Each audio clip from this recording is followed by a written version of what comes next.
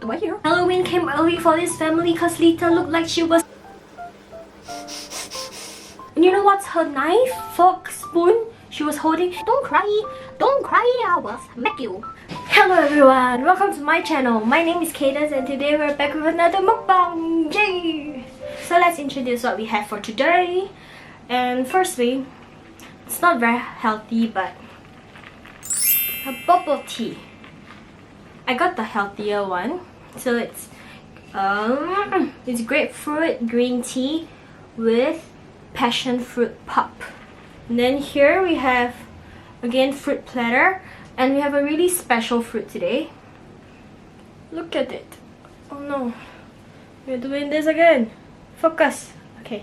It's called arbutus, and it's really nice, and you just eat it as it is. And then today, of course, another homemade diet recipe. This one's harder to bring it up. Oh no.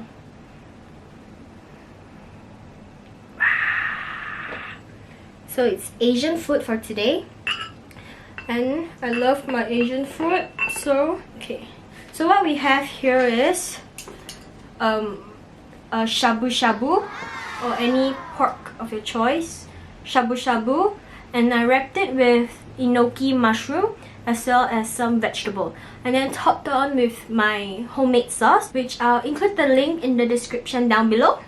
And then we have this chili, homemade by me. I created it on my own, approved by my family members, and it's supposed to be similar to spicy Korean cold noodles. So what we have here is the broth at the bottom, and then cognac noodle, diet noodles, and then on top we have the chili. So what we're gonna do is mix it. The recipe to this is in the description down below, so you can make it. It's really easy actually. It's as good as throwing everything into a blender and just blending it. My fork and spoon is back. It's back! Okay. Okay, so we'll start on this. It's my favorite. Okay, shirataki noodle. It's, according to them, it's 0 calories. I mean, we'll never know, but it's nice. Okay, it's a different texture from the normal noodles out there.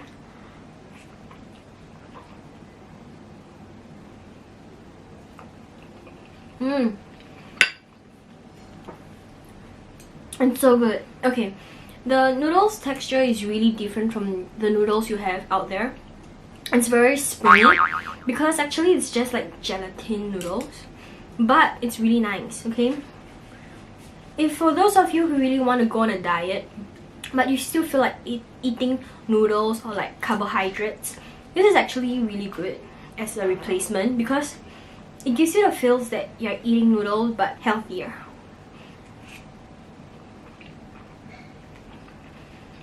So let's have this bite. See how it's wrapped? Isn't it beautiful? Oh, that's the back. Oops. Okay, front. Ah! Okay, look at it. Isn't it beautiful how it's wrapped? Wow.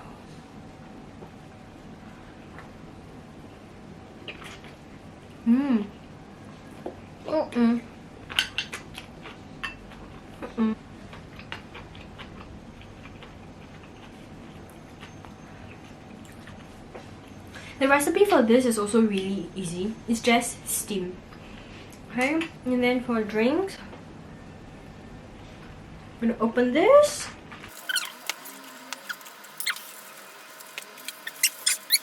It's not working.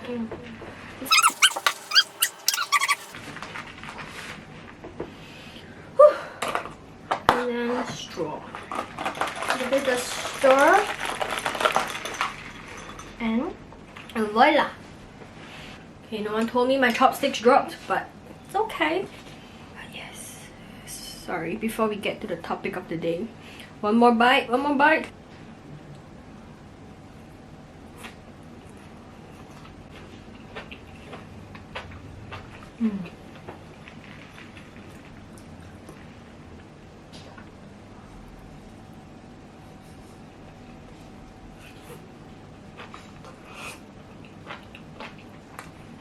Mm. Mm. But yes, today's topic of the day is about the movie Instant Family. And I came across this movie on TikTok and it caught my eye, so grabbed my friends and watched this over Zoom.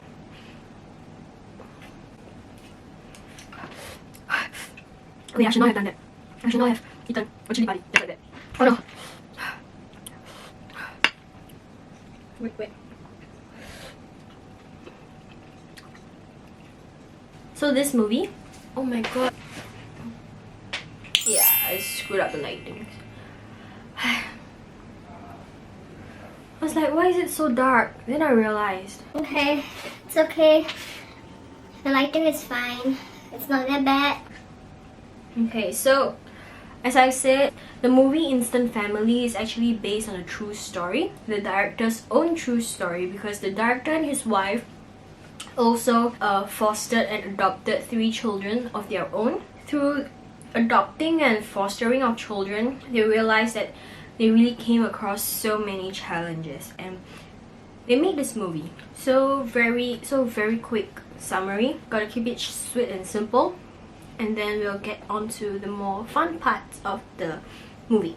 So in their early 30s, Pete and Ellie has life going well for them. Then that means their marriage is stable, and they're doing quite good in their job, which, if I'm not wrong, is a house makeover job. Then one day you have Ellie's sister, Kimmy, talking about having a kid on her own with her husband, and just they became so competitive over it, had a big argument, and then this causes Ellie to actually really contemplate on having a kid on her own. Pete and Ellie, after the big argument with Ellie's sister, decides to think about having a children, but because of their age as a limitation, Pete suddenly talked about adopting children, and this got Ellie thinking that they might do that. So they went to do a lot of research, did a lot of stuff, and then they finally got to wanting to foster a child. But their target of fostering is a relatively grown up kid. They wanted just one kid and like a grown kid, but at the end they ended up with 3 kids. Okay, and the 3 kids are Lizzie, Juan, and Lita, all siblings, and that was when everything just goes down. A really honeymoon phase for Pete and Ellie when they first fostered these 3 kids, to the point that everyone laughed at them because they're definitely in the honeymoon mode, but they themselves don't even know. So then, it's true, after the honeymoon phase then it went down, every kid's problem just surfaced like mad. And that was the beginning of how we're gonna look at Pete and Ellie, how they handle their foster children, and more importantly, how they gained their trust and what happened to them. Okay, so let's talk about the fun part. Okay, who doesn't like the fun part? Okay, so fun part of the whole movie. I forgot to eat. Okay, sorry, this is just too good. It's too good to be just left here.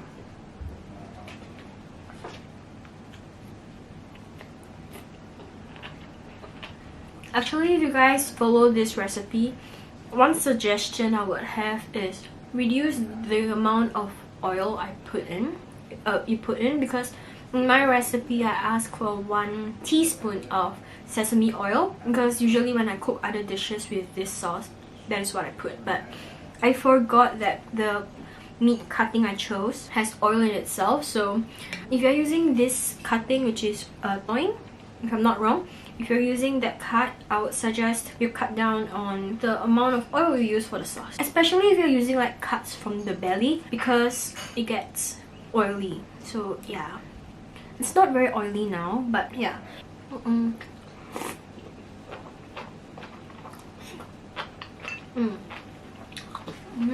So this movie actually talks about a lot of things, from family building to communication, and of course the most important part is the fostering a child. Most importantly, this movie is a comedy, so there are parts where it's really funny, but there are parts where it's really sad as well. So it has its moments. It has its moments. Ah, too long, too long. Ah.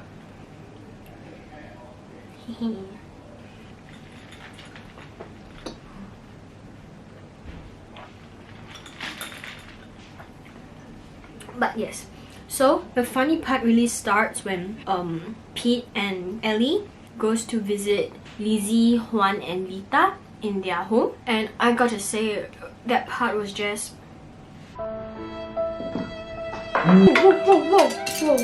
whoa.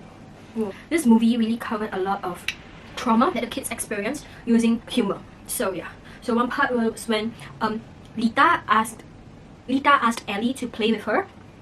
Cafe, if I'm not wrong, or a supermarket along that line, like playing toys, playing house, and Ellie thought that she could play with Lita like a normal child, just, oh, here's your cup of tea, do you want to drink some tea, here's your tea for your princess. And initially it was so, and then you have Lita suddenly just screaming. Okay, so reenacting time.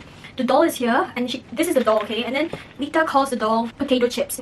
The way she has a very high-pitched scream, so Potato chips! Eat your food! Don't embarrass me in public! Oh my god! Then you see Ellie's face just go like, oh my god, traumatized?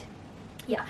It's funny because of how Lita presented it, like it's cute yet funny, but from there you can really see that there's underlying trauma. She must have got scolded like this way out in public before, but then she did say it was because of watching too much drama, which I highly doubt so. I mean, the fact if a kid actually replicates such behavior in real life, it shows that they have experienced it before.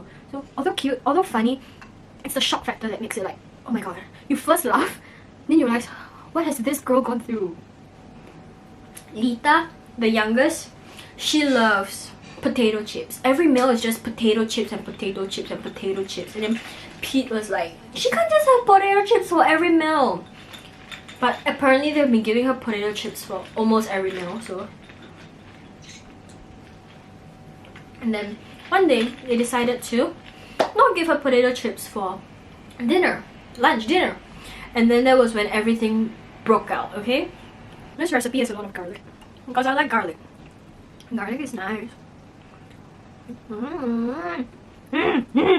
Listen to me.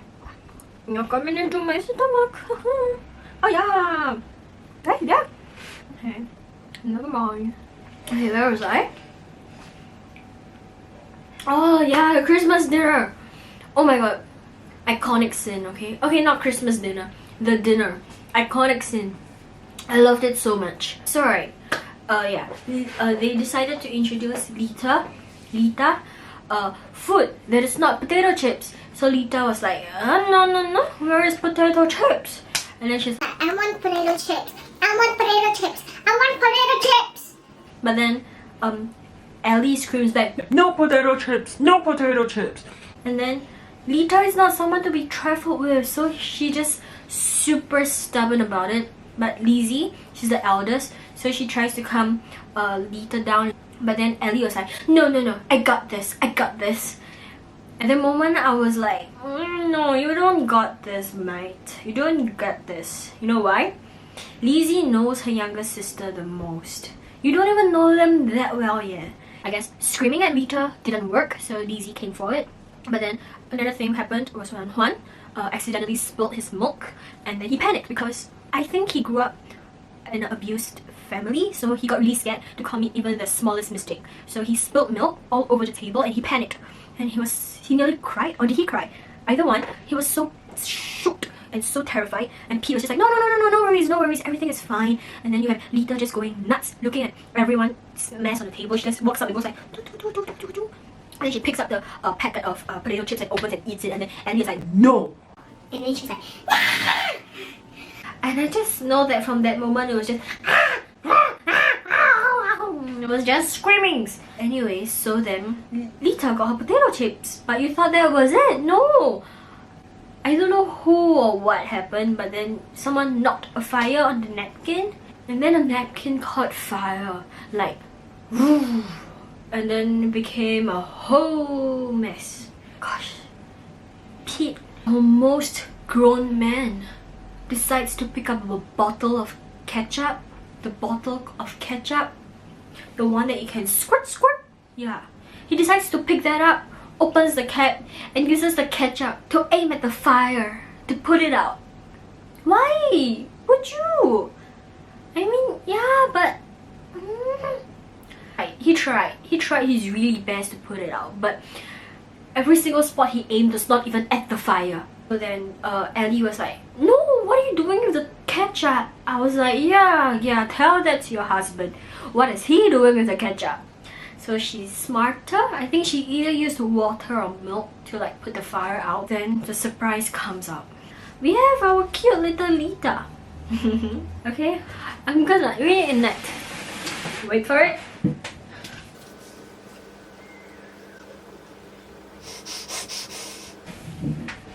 Exactly. Plus, ketchup all over her face. So what? Halloween came early for this family because Lita looked like she was Chucky. Chucky! And you know what's her knife, fork, spoon she was holding? It was a SpongeBob one. The menace in her. And then she growled like... Yeah, I can't do it like her. Slowly though, you will see that Lizzie gets on along with Ellie. Usually only lasts like half a day. And then they get back to like trying to kill each other. And then Ellie catches Lizzie sending nudes to a guy called Jacob. So okay, backstory to this was when Ellie fetched Lizzie to school one day. A guy waved to Lizzie. So Ellie just casually asked Lizzie, that was Jacob, the guy she has been talking about. And Lizzie was like, yeah, that's Jacob, alright. So so Ellie was like, oh Jacob looks like a nice kid, redhead, friendly, has a nice smile, he looks artistic, yeah, artsy. So like Ellie low-key approved of Lizzie dating. And then so flash down that, go back to this, and Ellie catches Lizzie sending nudes to Jacob, and as they were like, and then Ellie screams out loud like, oh my god, why is he sending nudes? And of course the whole family just flocks over and like, oh my god, what? And then Pete takes over the phone and was like, Jacob, who is this Jacob? And just nice pops up a you know what, pic of Jacob. So it's like, and everyone's like, oh my gosh, our eyes. Lizzie gets grounded and Ellie and Pete were pissed. So the next day they went to school to confront Jacob. Remember how Ellie knew how Jacob looks like? Redhead, artsy kid, nice kid. So they see Jacob walking down the street and they were like, that's Jacob. So they ran up and then publicly shouted at Jacob for sending nudes to Lizzie, and then even revealed the details of the nudes. It was hilarious, that part, but I don't know if YouTube will allow for it. But yeah, it was like, and it's like, yes, I don't care how well endowed you are, you don't have the rights to send such photos of my daughter. That's just sexual harassment. And he just shouted at Jacob, and then Jacob was just about to cry. And then that was when he said, I'm not Jacob, my name is Charlie, and I'm not well endowed. And at that moment everyone was like, oh, and then I was like,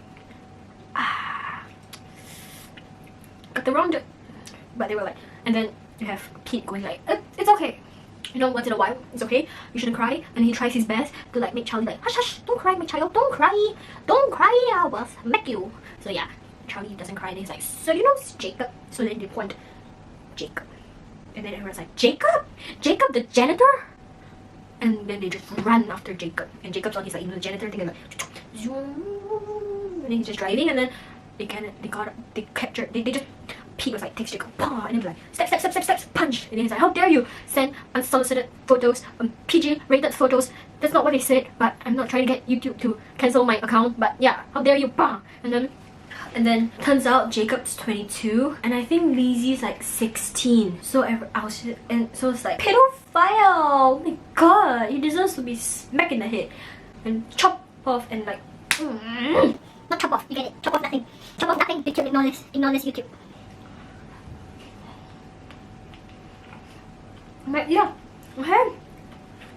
They called the police. Janitor Jacob gets escorted to the police, and his last words were like, oh my god, I didn't even I didn't even do anything to her yet.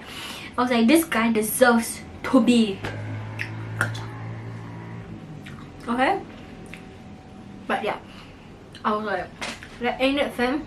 But and Jacob gets caught, but so does Pete and Ellie, because they technically beat someone out, so that's assault. But yeah, it's funny.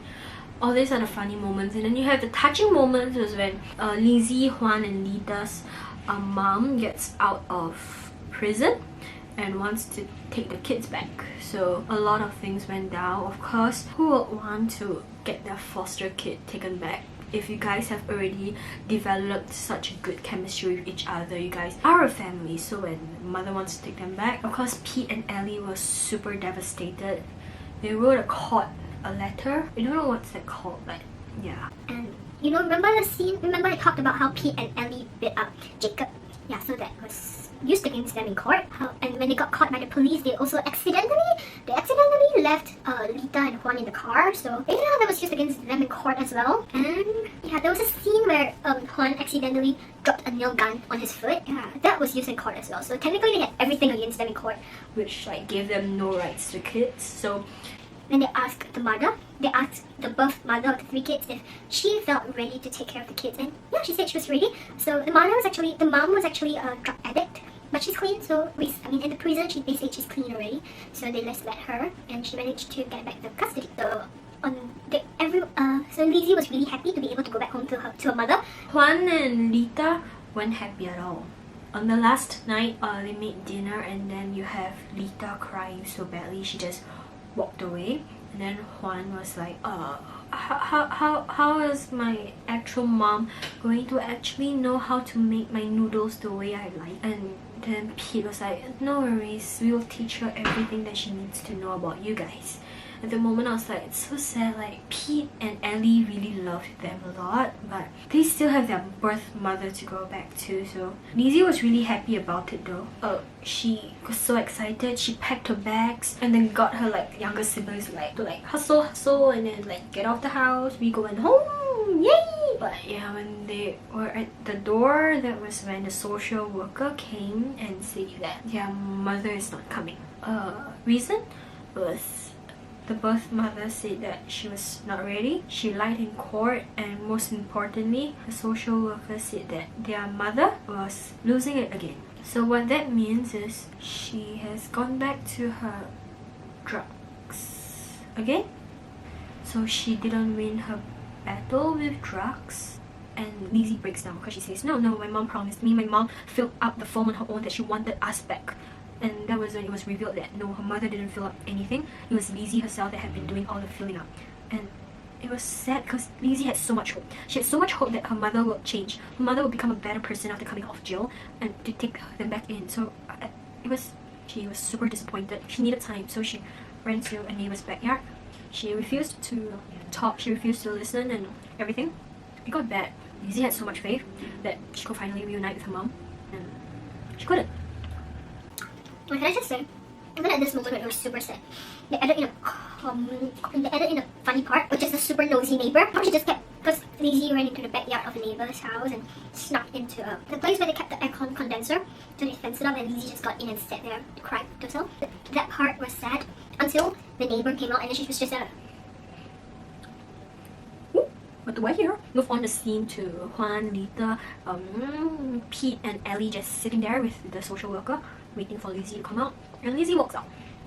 Lizzie walks out and tells them of the plan. Ellie and Pete adopt Lita and Juan. Lizzie herself will go back to where they came from, find another foster family or get adopted somewhere else. She'll come back to visit her siblings, but yeah, just don't take her in. Pete was so against it. He said no.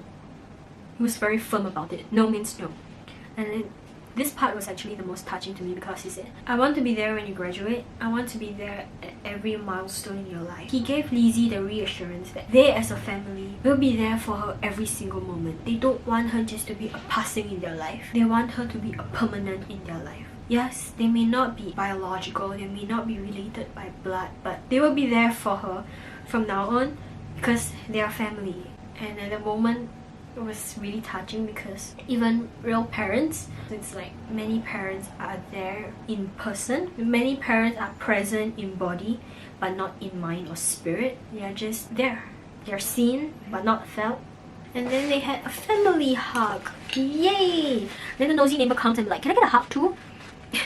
And then you have Ellie just like, no, thank you, this is enough, we're good. But she's really nosy, okay? She then subsequently asked the social worker, do you know them? Do you guys want to talk? I baked muffins, cupcakes, cookies. I don't know which one, but yeah, one of them. And yeah, the social worker, one of them was like, no, but the other was like, oh, cookies, oh, muffin, oh, cupcake, sure, let's go. But yes, it was a happy ending for them. 4 months later, 6 months, 1 year, I don't know. I forgot the time, but yeah. They officially adopt, Pete and Ellie officially adopt our dear Lizzie, Juan, and Lita. It was so cute because when the judge asked if the kids were alright to be adopted, you hear Lita just screaming, yes! So cute. You can see how happy they were.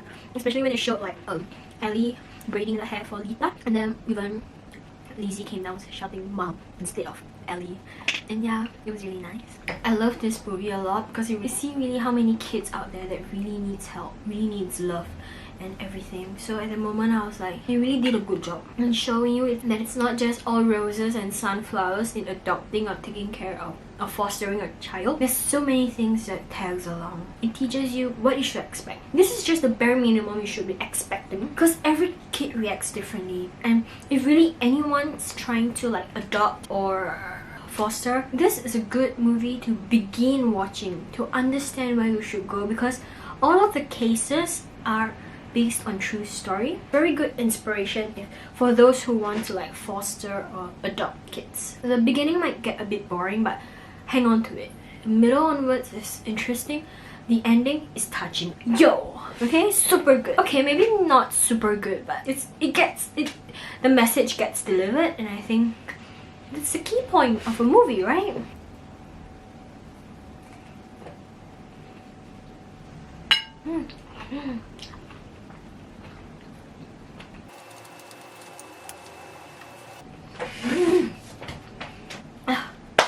Done.